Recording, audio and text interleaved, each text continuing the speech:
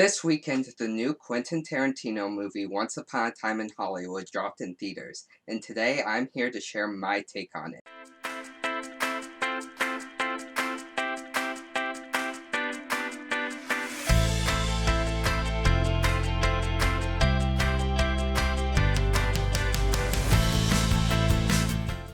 Hi, my name is Andy Funk, and I just started this channel because I love sharing my take on the things that I watch. If you also love talking about movies, consider clicking the subscribe button down below so you continue to be notified when I post more reviews. And after this video, be sure to check out the reviews that I have already made. Also, before I give my take, go ahead and tell me in the comments down below, what did you think of the movie?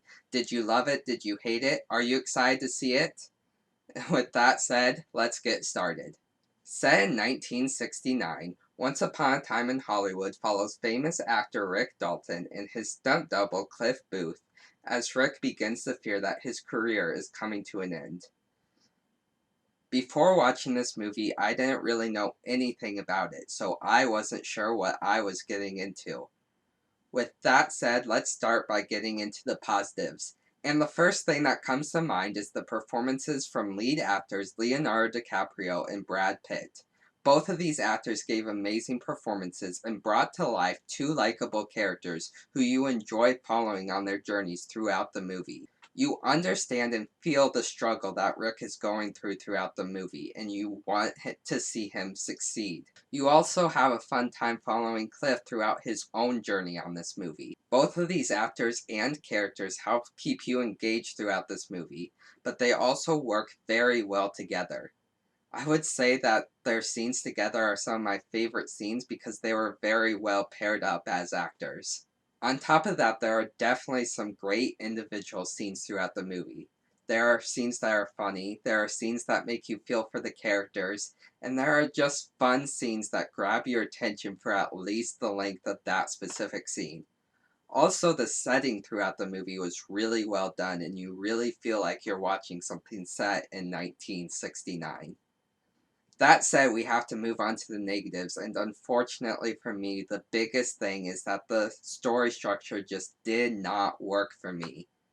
First off, if you had paused the movie a third of the way in and asked me for a basic plot summary so far, I couldn't have really given you one because it felt like it took way too long for it to feel like anything was actually happening in the movie. I personally prefer to have somewhat of an idea of where a movie is going pretty early on, and this movie didn't really give you anything to make that speculation about early on. It really only established the main characters.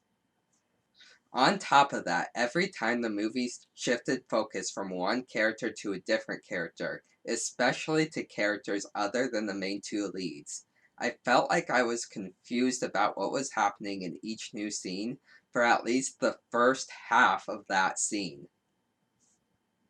In fact, there are a couple side characters in the movie that are most likely very important, but I still can't tell you anything about their character or their storyline, because I was so lost whenever the movie shifted focus that by the time I understood what was happening, it was too late for me to actually retain it.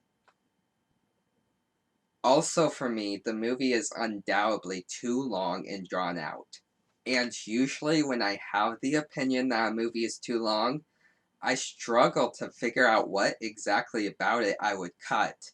But in this movie specifically, I actually have a lot of examples. There are multiple drawn out scenes of the movies that Rick was in that could have been trimmed. There were scenes of Sharon Tate watching a movie that she was in the theater that could have either been trimmed or even cut. And there is this one long scene in the middle of the movie where Cliff was at this one specific location with a bunch of random characters that could have been cut in half at least. The amount of times I found myself getting impatient with drawn out scenes like this, or the amount of times I found myself asking how long of the movie is left, was just too much. And lastly, there are at least two smaller characters in this movie whose performances were just a bit too much for me. With all of that said, while I definitely had problems with the movie structure, I still think there was some great character work in our main two leads, and there was enough comedy and fun scenes sprinkled throughout that I still had a pretty decent experience. Because of that, I feel like I still have to go above 50 with my score, so overall, I'm giving this movie a 58 on my scale. If you enjoy character-driven stories, or you like one or both of the lead actors, there's a good chance you'll like this movie quite a bit more than I did, and I would say give it a go. But if you prefer a good plot-driven story like I do, or you get easily annoyed at drawn-out scenes or movies, this one might not be for you. If you liked this video, be sure to like and subscribe down below. Thank you for tuning in, and be sure to keep checking in as I continue to post more content and grow this channel.